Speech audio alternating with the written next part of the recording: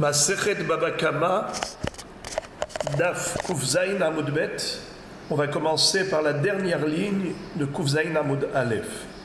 Taner Rami Bar Hama. Arba'a Shomrim Tzrichim Kfira Bemiktzat.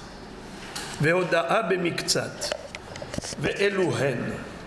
Shomer Hinam Ve'ashoel Nose Sachar Ve'asocher. Pour comprendre le sujet, rappelons qu'il existe une halakha de modé bemiktzat. C'est-à-dire que pour être hayav de jurer, c'est uniquement si on a reconnu une partie de la réclamation et qu'on a renié une autre partie. Alors dans ce cas-là, on doit jurer pour l'autre partie, celle que l'on a niée. Mais si on a nié la totalité, on n'a pas besoin de jurer. Prendre un exemple tout simple. Si Réhouven réclame à Shimon 1 million de shekels, il lui dit voilà, je t'ai prêté 1 million de shekels, rends-les-moi. Shimon répond c'est pas vrai. Tu ne m'as rien prêté, absolument rien. Est-ce qu'il a besoin de jurer pour se justifier? Non, parce qu'il est kofer bakol. Mais si il a répondu, c'est pas vrai, tu ne m'as pas prêté 1 million de shekels, tu m'as prêté que 100 000 shekels. Alors les 100 000 shekels qu'il reconnaît, il les rembourse. Les 900 000 qu'il nie, il doit jurer pour prouver qu'il dit vrai. Le débat que nous avions vu, c'est de savoir est-ce que ça, c'est applicable uniquement pour Halva'a ou bien même pour Pikadon. C'est-à-dire, Halva'a, c'est un prêt. Pikadon, c'est un dépôt. Je te donne un objet à garder. Je t'ai confié un objet. Pas pour que tu l'utilises, pour que tu me le gardes. Alors imaginons, Réhouven et Shimon. Réhouven dit à Shimon, je t'ai donné à garder 1 million de shekels. Il lui répond, tu ne m'as rien donné à garder. Il est kofer bakol. Dans ce cas-là, aussi, il n'a pas besoin de jurer. Mais imaginons par exemple qu'ils disent, oui, tu m'as donné à garder, mais on me l'a volé.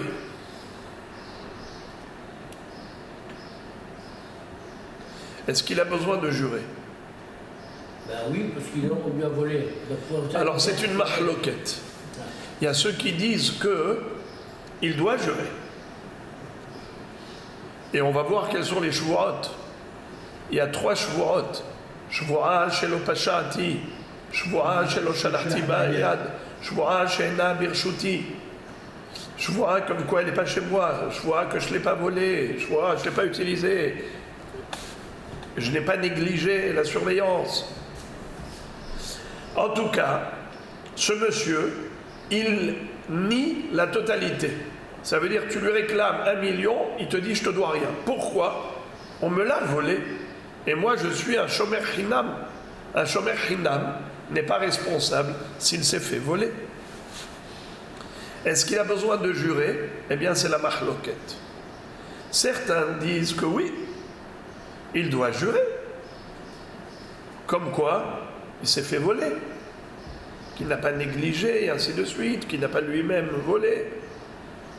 Mais, maintenant nous allons apprendre un hidouche.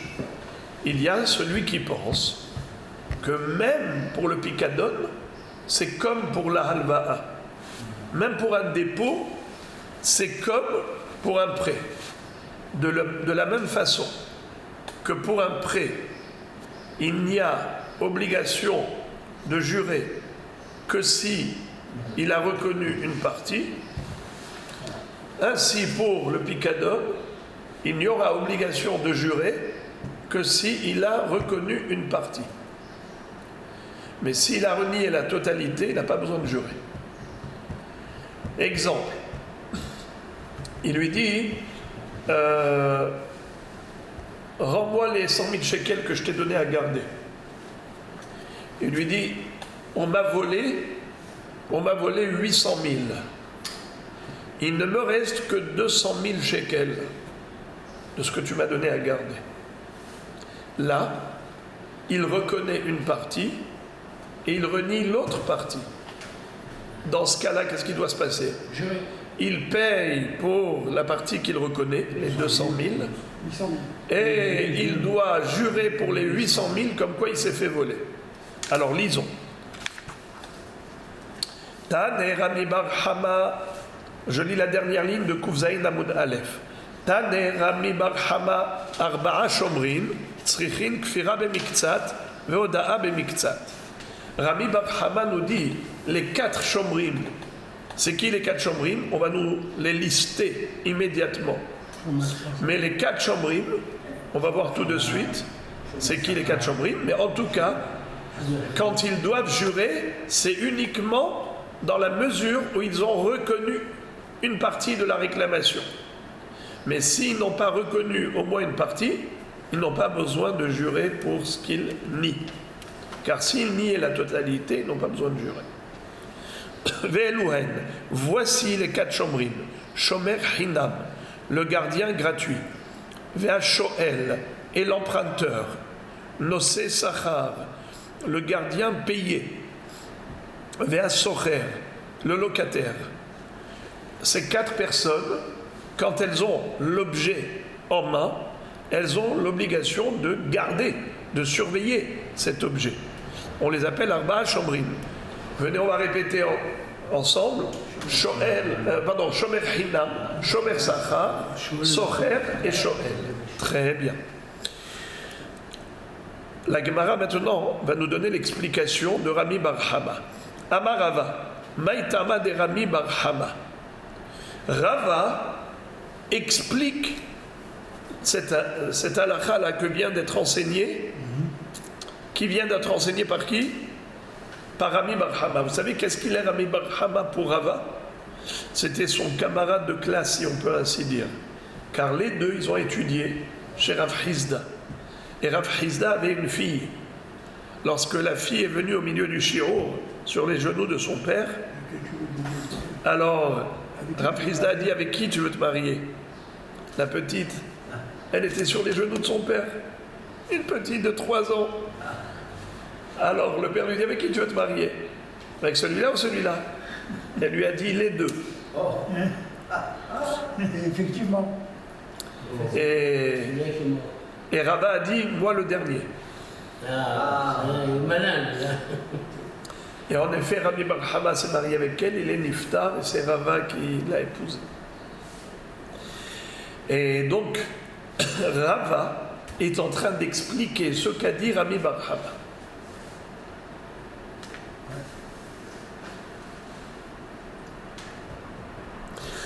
Qu'est-ce qu'a dit Rami Bar Hama?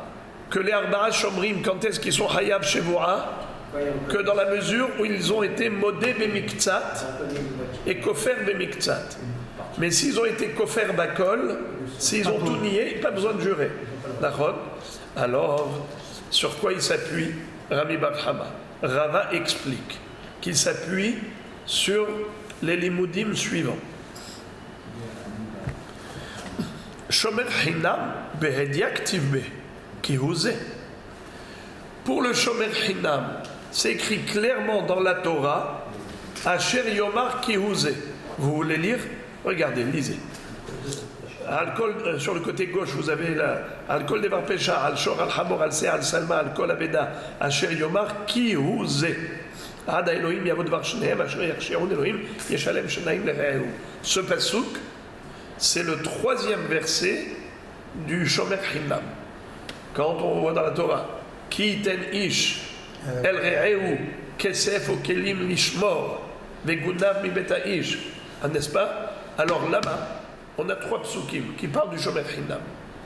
Et à la fin, il est écrit Asher Yomar Kihouze. Il a dit c'est ça. Asher Yomar Kihouze. Il a dit c'est ça.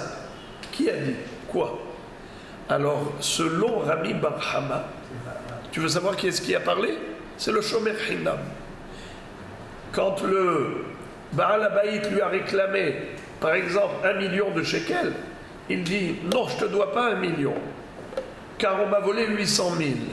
Je te dois que Zé, 200 000. Asher Yomar qui ou Zé, je te dois que 200 000.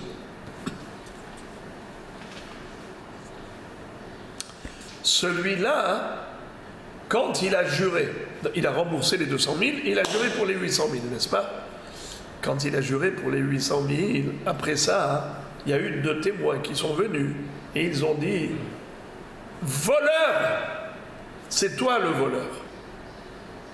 Tu as prétendu qu'on te l'a volé et tu as juré en plus à tort, car c'est toi le voleur.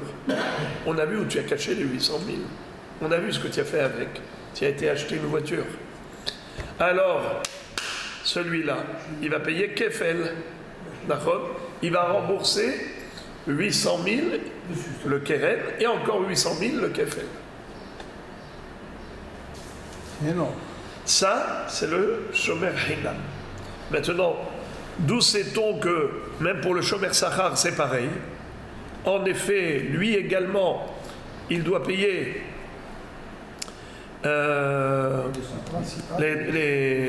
c'est-à-dire, il doit être modé bemiktsat, excusez-moi. Que même le Shomer Sachar, il n'est hayab de jurer que si il a reconnu une partie et il a nié l'autre partie. On l'apprend de la Gezerah Shava. Shomer Sachar, Yalif Netina, mais Shomer Sachar. C'est-à-dire, il y a une Gezerah Shava. Le mot Netina. Ki ten ish el re'ehu kesef o kelim ishmor. Et le même verbe a été employé pour Shomer Sachar. Si quelqu'un donne à son ami de l'argent à garder ou un objet, kesef o kelim, alors le même verbe donné qu'on a trouvé dans Shomer Hinam, on le retrouve également dans la paracha de Shomer Sachar. Eh bien, mon cher Rabbeinu nous a enseigné que c'est pour Gezerah Shava, pour nous dire qu'il faut comparer Shomer Sachar à Shomer Hinam.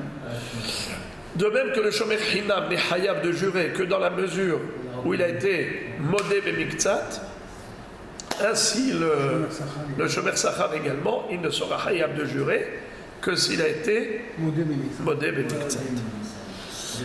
Ça c'est bon pour qui? Pour le Shomer Sachar. Qu'en est-il du Shoel? Shoel vechish al Vav Mosif al Inyan Rishon. Regardez s'il vous plaît dans la colonne de gauche, deuxième pasouk. Vechish al ish me'im re'ehu venishbar omet be'alav en imo shalem yeshalem. C'est-à-dire, qu'est-ce que la Torah nous décrit comme scénario? Réhouven qui a emprunté à Shimon une bête ou un objet, et ensuite et cet objet a disparu ou la bête est morte, le Shoel, l'emprunteur, doit payer. Mais comment la Torah commence le sujet? Par quelle lettre? Au lieu de dire qui ishal, si un homme emprunte, elle a dit vechi ishal. Et si un homme emprunte? Pourquoi elle a commencé avec le vav? La conjonction de coordination. Vav mosif al inyan rishon. C'est pour lier la paracha du Shoel à la paracha précédente du Shomer Sachar. Shomer Hinam, Shomer Sachar, Shoel, ce sont les 3 parachiotes qui sont inscrits dans la Torah consécutivement. Pourquoi on a écrit le Vav dans Vechi Ishal pour le Shoel, pour le comparer au Shomer Sachar, qui lui-même a été comparé déjà à qui? Au Shomer Hinam. Par rapport à quoi? Par rapport au digne de Modé Bemiktsat, qu'il est hayab de jurer que s'il a reconnu une partie de la réclamation.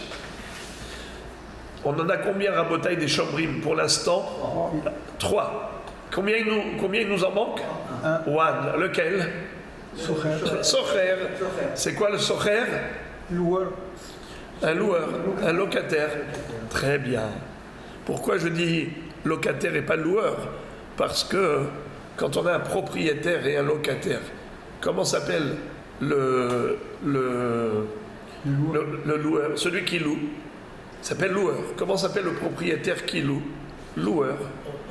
Les deux, ils sont loueurs. Oui. L'un, il loue à l'autre, et l'autre loue du propriétaire. C'est pour ça que je n'utilise pas le mot loueur, parce qu'on ne sait pas, est-ce que loueur, c'est celui qui loue à l'autre, ou celui qui loue de l'autre. Alors, je préfère dire locataire et propriétaire. Comme ça, au moins, c'est plus clair. Ouais. Alors, lorsqu'on a un socher, lui également, il fait partie des 4 chomrim. Dans quel cas il doit jurer? S'il a prétendu abracadabra, comme quoi on lui a, par exemple, il y a eu un incendie qui a éclaté et une partie a été brûlée. Dans quel cas il doit jurer? Même quand il est kofer bakol, ou bien seulement s'il est modé bemiktsat? D'après Rami Barhama, uniquement s'il est modé bemiktsat. Et d'où il le sait? On a dans la Torah que les 3. Shomer Hinam, Shomer Sachar et Shoel. Shoel, c'est écrit. Shoel, c'est écrit Vichishal. Alors maintenant, Socher. À Socher. D'où il sort le Socher? Alors écoutez bien. Directement, Le Socher, c'est une mahloket qu'on avait déjà vue entre Rabbi Yehuda et Rabbi Meir. Est-ce que le statut du Socher est égal au statut du Shomer Hinam, ou le statut du Socher est égal au Shomer Sachar? C'est-à-dire que Rabbi Yehuda et Rabbi Meir, leur débat, il est de savoir par rapport à ce 4e Shomer, qui s'appelle Socher. Shomer Hinam, la Torah nous donne les halachot. Shomer Sachar, la Torah également nous a présenté toutes les halachot. Pareillement pour Shoel. Socher, c'est pas écrit. Le Socher, c'est un locataire. Il a loué par exemple une perceuse, ou il a loué une bête. Maintenant, il s'est fait voler. Il s'est fait voler la perceuse. Il s'est fait voler la bête. Il a loué un bœuf pour tirer la charrue. Il s'est fait voler le bœuf. Est-ce qu'il paye ou il ne paye pas? Alors, je ne vous demande pas votre avis, je vous demande quelle est la mahloket entre Rabbi Yehuda et Rabbi Meir. il y en a un qui dit qu'il est comme chauffeur Khinam, donc il ne paye pas. Très bien. Rabbi Meir dit qu'il est comme Shomer Hinam, donc il ne paye pas, il suffit de jurer. Oui, s'il ne paye pas, il jure. Il jure comme quoi il s'est fait voler, mais c'est où? D'accord? Oui. ouais. Pareillement, Maintenant, excusez-moi, Rabbi Yehuda, ça c'est Rabbi Meir. Rabbi Meir qui lui donne un statut de Shomer Hinam. Rabbi Yehuda lui donne un statut de Shomer Sachar. Un Shomer Sachar, il est hayab s'il se fait voler? Oui. Mais dans quel cas il n'est pas tour le Shomer Sachar? Honnête, bravo. Si jamais il y a eu un incendie par exemple, ou bien s'il y a eu un brigand armé qui est venu lui dire ou tu me donnes ou je te tue. Honnête. Dans ce cas-là, il n'est pas tour, mais il faut qu'il jure comme quoi il y a eu un cas de honnête. Alors maintenant les amis, quand on a dit d'après Rabbi Meir que le Socher c'est comme un Shomer Hinam, ou d'après Rabbi Yehuda que le Socher c'est comme un Shomer Sachar, alors les amis, est-ce qu'il a besoin d'être modé bemiktsat, ou bien même lorsqu'il est kofer bakol, il doit jurer? Eh bien c'est le Hidouche de Rami Barhama, qu'il ne doit jurer que dans la mesure où il est modé bemiktsat. S'il n'est pas modé bemiktsat, s'il est kofer bakol, il n'a pas besoin de jurer. Dans les deux cas, c'est sans chose. Exactement, puisqu'on a déjà démontré que le Shomer Hinam ne jure pas, s'il est kofer bakol, il ne jure que s'il est modé bemiktsat. On a déjà démontré que pareil pour le Shomer Sachar, grâce à la Gezerah Shava, Netina. Alors c'est clair, le din du Shomer Hinam et Shomer Sachar. Maintenant le din du Socher, aussi il est clair.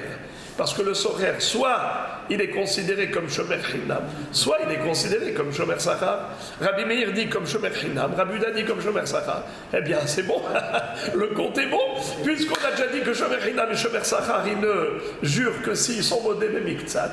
Donc il en sera de même pour le Socher. Dites-moi, j'ouvre une parenthèse juste comme ça pour aiguiser un peu le sujet. pourquoi le socher, le locataire, il serait considéré comme shomer hinam? Pourquoi est-ce qu'il serait considéré comme shomer sachar? Pourquoi il serait considéré comme shomer sachar? Rabbi Yehuda dit il est comme shomer sachar. Quelle est la logique? Ben, c'est très simple, c'est qu'il profite. Il profite, il l'utilise, donc il a un sachar, il a un profit. Il est payé. Il n'est pas payé. Il n'est pas payé. Lui-même il paye. Il profite gratuitement. Alors, bravo. Hazak Rabbi Matok. D'une part, il profite, mais d'autre part, il paye pour ce profit. Alors, Rabbi Meir dit, puisqu'il a payé pour ce profit, donc c'est comme un shomer hinam. Il a profité, mais il a payé pour ce profit. Donc, après, quand il surveille gratuitement. Car l'utilisation, une fois qu'elle est déjà payée, alors qu'est-ce qui reste? La surveillance. La surveillance, il n'est pas payé pour la surveillance. C'est hinam. Mais Rabbi Yehuda dit, son salaire, c'est l'utilisation. C'est vrai qu'il a payé, mais le paiement, ça fait que rétrograder de Shoel à son frère. Parce que s'il n'avait pas payé, quel est son statut? Shoel. Shoel Hayav Afilu Be'onassim. Même s'il y a une catastrophe naturelle, il est Hayav de payer. Alors en payant, on baisse d'un cran le niveau de responsabilité. Il ne sera pas Hayav Be'onassim, mais il sera Hayav au moins Bigneva Va'aveda. Je ferme la parenthèse. Ve'amar Rabbi Chia bar Yosef הטוען טענת גנב בפיקדון אינו חייב עד שישלח בו יד. מהי טעמה? דכתיב ונקרב בעל הבית אלא אלוהים אם לא שלח ידו במלאכת רעהו מכלל דאי שלח בה יד מחייב לממרה דבשלח בה יד עסקינן. Qu'est-ce que ça veut dire? Maintenant, la Gemara va nous présenter un débat à propos d'un shomer hinam qui est Toren Ta'anat Ganav Bapikadon. Quel est le chidouche maintenant de Rav Chia bar Yosef?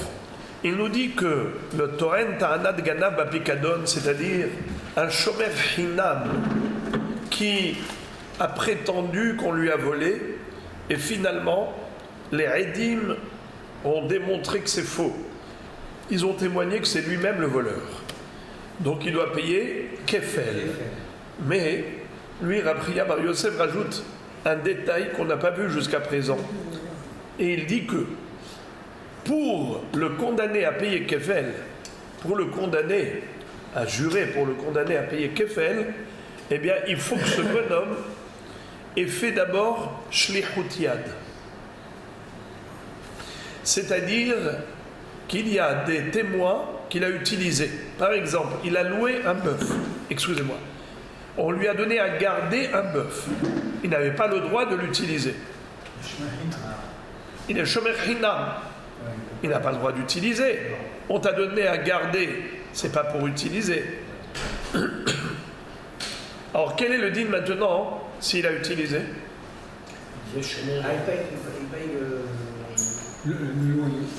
Dans ce cas où il a d'abord utilisé et ensuite il a volé, dans ce cas-là, il est chayav. Hein? Il devient Shoel Shelomidat, bravo. C'est un utilisateur sans permission. Un Shoel, c'est avec permission. Mais là, il est utilisateur, il est Shoel Shelomidat. Ça s'appelle Sholeach Yad Bapikadon. Il a envoyé sa main dans le dépôt. Ça veut dire qu'il a utilisé sans aucune autorisation. Il a changé de statut en fait. Il a changé de statut. Alors là, il est hayab. Et sur quoi il s'appuie? Il dit, c'est écrit dans la Torah. Im lo shalach yado bimlechet re'eu. Ça veut dire que quoi? Qu'il n'est hayab kefel que dans la mesure où il a été sholeach yad. Ok? Donc c'est ce que nous apprenons ici, c'est qu'il ne sera hayav que dans la mesure où il a d'abord utilisé l'objet. Pas juste il a dit on me l'a volé. Si juste il a dit on me l'a volé, il ne sera pas hayav kefel. les Eidim sont venus et ils ont dit, ce monsieur, d'abord il a utilisé, et ensuite il a volé. Ça veut dire que... Non, lui il prétend qu'on lui a volé. C'est du mensonge. Les Eidim prétendent qu'on lui a rien volé. C'est lui le voleur. Et d'ailleurs, ils prétendent qu'il a lui-même utilisé d'abord. Alors, ce n'est que dans la mesure où il a utilisé, c'est là où il va devoir payer Kefel si les Eidim ont dit que lui a volé. Et c'est pas qu'on lui a volé comme il le prétend. Donc le Tohen Ta'anat Ganav est conditionné par Shlichut Yad. Il est conditionné par l'utilisation à des fins personnelles. Il n'avait pas le droit de l'utiliser. On lui a donné à garder, pas à l'utiliser. Vous entendez? Sur quoi il s'appuie? Le pasuk. Maintenant, Rabbi Yochanan dit le contraire. Amar le Rabbi Ria bar Abba Hachi Amar Rabbi Yochanan be'omedet al evusa shanu. Rabbi Yochanan dit non. Même si la bête elle est, j'ai rajouté le mot même. Il ne faut pas rajouter le mot même. Si la bête se trouvait dans la mangeoire, evus, c'est la mangeoire, c'est-à-dire il n'a pas utilisé. Toi, tu as dit que c'est seulement s'il a utilisé qu'il a le digne de Tohen Ta'anat Ganav et il paiera Kefel. S'il a juré à tort, c'est faux. Be'omedet al evusa shanu. Qu'est-ce que ça veut dire Be'omedet al evusa shanu? Ce que Hachamim, ce que la Torah nous a enseigné qui paye double, c'est dans le cas où la bête, elle était dans le evus, dans la mangeoire. Hein? Ça veut dire quoi? Ça veut dire qu'il n'a pas touché, il n'a pas utilisé. Ah oui. Il aurait pu l'utiliser. Elle mangeait gentiment, elle boutait gentiment. Il ne l'a pas touché, lui. Il a juste prétendu qu'on lui a volé pour se débarrasser du propriétaire. Et il a juré qu'on lui a volé. Et ensuite, les Eidim sont venus, ils ont dit, c'est pas vrai, elle est chez lui. Alors pour ça, il paiera Kefel. D'après qui? Rabbi Yochanan. Pourquoi? Alors que d'après Rabbi Chia bar Yosef, il n'a rien fait, parce que il paye une fois. il ne payera pas Kefel. Pourquoi? Il payera juste une fois. Pourquoi? Parce qu'il n'était pas Sholech Yad. Il n'a pas utilisé. Comment ça? Je ne comprends pas. Rabbi Yochanan, comment il explique ça? Alors comment Rabbi Yochanan il va comprendre le pasuk? Mais d'abord, avant de parler du pasuk, on va d'abord essayer de comprendre qu'est-ce qu'a voulu dire Rabbi Yochanan. Est-ce que Rabbi Yochanan a voulu dire que c'est uniquement dans ce cas qu'il est Hayav Kefel, ou bien même dans ce cas? Est-ce que c'est exclusivement dans ce cas, ou bien même dans ce cas? C'est-à-dire, il y a deux cas de figure, comment le bonhomme il est Tohen Ta'anat Ganav. Soit il n'a pas utilisé, soit il a utilisé. Qu'est-ce qu'a dit Rabbi Chia bar Yosef? Qu'il n'est Hayav Kefel que dans le cas où il a utilisé, mais pas dans le cas où il ne l'a pas utilisé. Rabbi Yochanan, qu'est-ce qu'il a dit? La Torah, elle parle du cas où il ne l'a pas utilisé. Qu'est-ce qu'il voulait dire?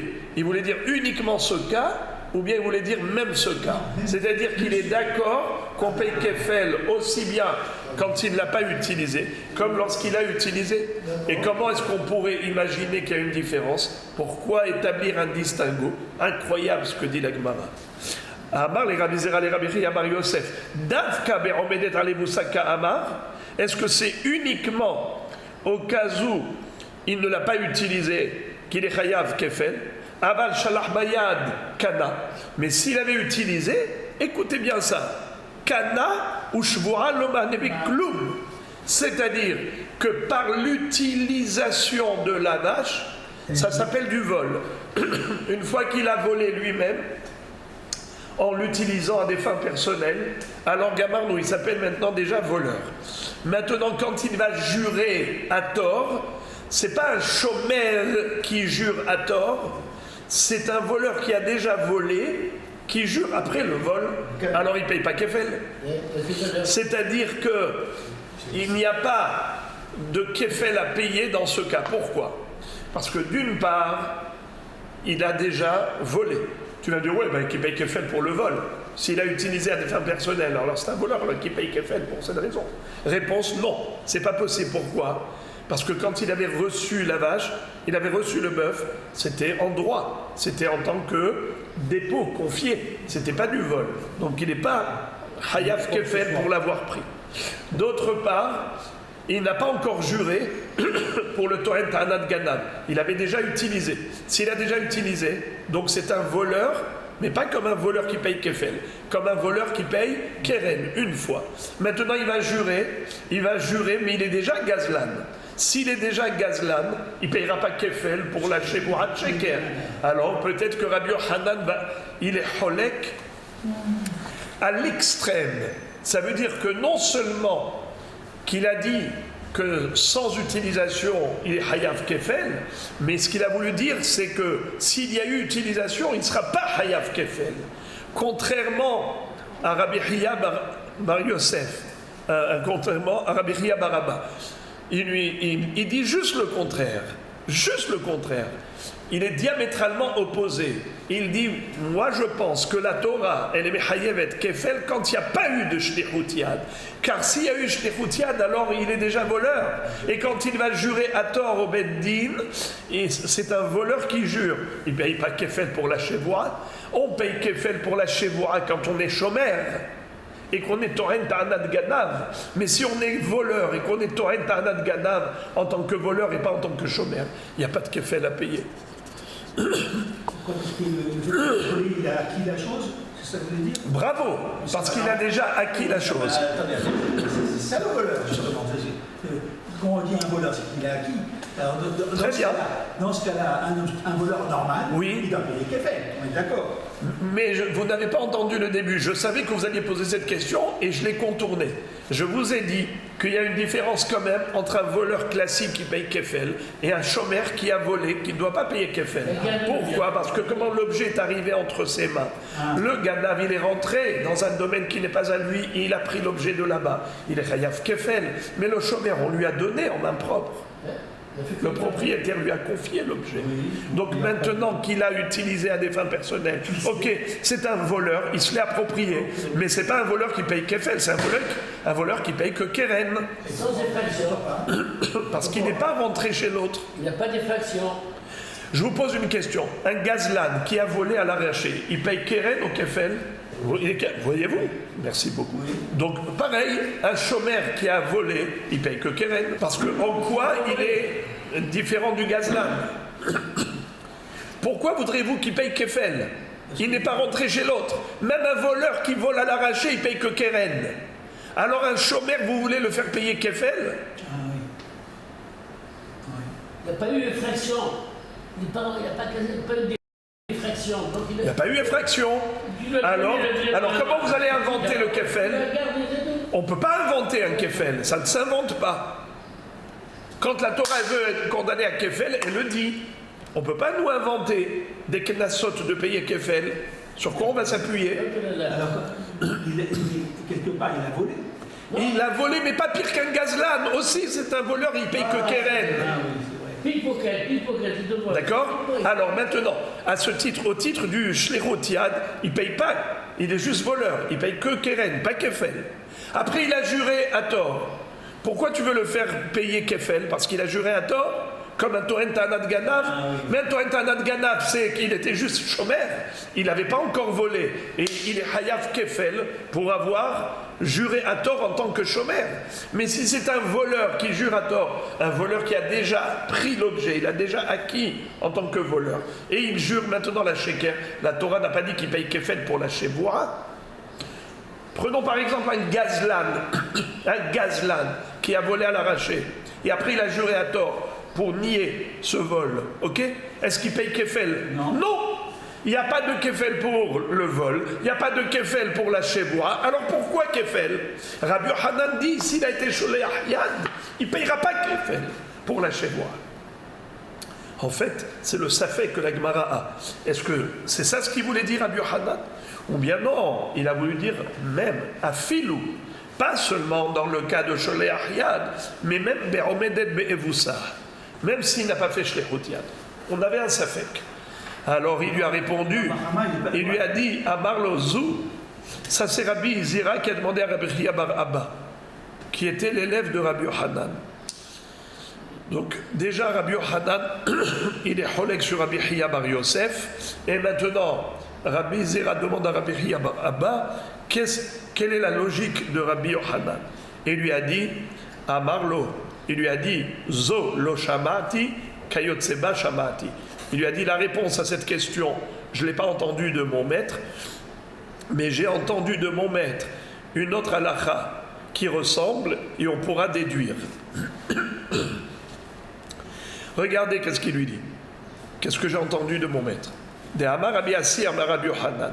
Atoen ta'anat avad venishba behazar beta'an ta'anat gana venishba uba'u edim patour. Il lui dit, quel est le din si quelqu'un, il a juré 2 fois pour nier le même objet? La première fois, il a juré à tort, comme quoi il a égaré. Shomer Hinam qui jure qu'il a égaré, et pas tour. Ensuite, il a juré une 2e fois, comme quoi on lui a volé. Il a juré 2 fois la sheker. La première fois, il a juré qu'il a égaré, et la 2e fois, il a juré pour le même objet qu'on lui a volé. Il dit non, c'est pas que je l'ai égaré, on me l'a volé. Un Shomer Hinam qui s'est fait voler, et il jure, il n'est pas tour. Un Shomer Hinam qui a égaré et s'est fait voler, pas tour. Mais maintenant, c'est qu'il a juré 2 fois pour le même objet. Une fois qu'il a égaré, et une fois qu'on lui a volé. Et après, il y a eu des Edim qui ont dit c'est lui le voleur. Est-ce qu'il paye Kefel, oui ou non? Non. Pourquoi? Étant donné que quand il a juré qu'on lui a volé, il avait déjà juré qu'il avait égaré. Étant donné qu'il était déjà patour depuis la première fois, donc il n'est pas hayab de Kefel pour le 2e serment.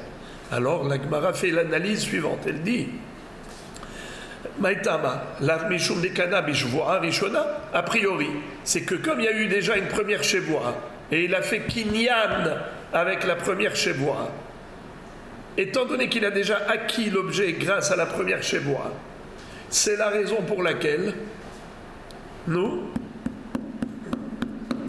étant donné qu'il a déjà acquis l'objet grâce à la première shevoa, comme quoi ça a été égaré, donc c'est à lui. Maintenant que c'est à lui, en tant que voleur, alors il ne peut pas être Hayav Kefel pour la 2e shevoa, comme quoi on lui a volé. Donc la même chose, on pourrait appliquer la même logique pour le Shomer Yad. Le Shomer qui a utilisé sans permission l'objet qu'on lui a confié. Qu'est-ce que c'est? C'est un voleur. Une fois qu'il a volé, il a acquis en tant que voleur. Donc maintenant, s'il jure qu'on lui a volé, il jure pour un objet et qui lui appartient. Et donc il ne payera pas Kefel. Donc ce qui veut dire que Rabbi Yohanan, il a été exclusif, restrictif. Quand Rabbi Yohanan a dit Be'omedet ale evusa shanu, on parle d'une bête qui était en train de manger tranquillement dans la mangeoire ou dans la prairie. Elle mangeait tranquillement. Il n'a pas utilisé. Ça veut dire que ce n'est pas seulement que Rabbi Yohanan a rajouté un cas. Au contraire, il a dit qu'il n'y a que ce cas. Dans la Torah, on ne parle que de ce cas et pas l'autre. Uniquement quand il n'a pas utilisé et pas quand il a utilisé. Car s'il a utilisé, il a déjà acquis. S'il a déjà acquis, quand il va jurer qu'on lui a volé, il jure pour un objet qu'il a déjà acquis lui-même. Alors, la Gemara dit non, ce n'est pas une preuve que c'est parce que ça lui appartient déjà, c'est pour cela qu'il ne paye pas Kefel pour la 2e shvoa. Amarle lo, ho'il biyatsa yede be'alim bishvoa rishona. En fait, c'est parce que ce monsieur, c'est pas qu'il a acquis l'objet par la première shvoa, c'est qu'il s'est débarrassé du propriétaire avec la première shvoa. Donc la 2e shvoa n'a pas de sens. C'est-à-dire, étant donné qu'il avait prétendu qu'il a égaré, et il a juré qu'il a égaré, et c'est comme ça que le Beddin dit au propriétaire, ça y est, tu peux rien faire. il a juré qu'il a égaré, rentre chez toi. Nachon. Yatsa yede be'alim. Maintenant, Rabotai, s'il vient, il nous dit, Rabotai, et on me l'a volé, c'est pas que je l'ai égaré, on me l'a volé, je me suis trompé, c'est pas que je l'ai égaré. Est-ce que maintenant, les Dayanim vont lui demander de jurer? Mais non, pas du tout. est... Bravo, il est déjà quitte. Une fois qu'il a déjà été acquitté avec la première Shevoura, eh bien chacun rentre chez lui. Le Beddin ne va pas s'amuser à le faire jurer une deuxième fois inutilement. On n'a pas besoin de cette Shevoura. Yatsa yede be'alim. C'est la raison pour laquelle il ne sera pas Hayav Kefel pour la deuxième Shevoura. Parce que ce n'est pas une Shevoura d'un Dayanim. Mais là, dans le cas de Shalach Bayad, qui te dit que non, peut-être que oui, il sera Hayav Kefel, parce que la Shevoura, c'est une Shevoura Dayanim. Alors on n'a pas de preuve. On est toujours dans le dilemme.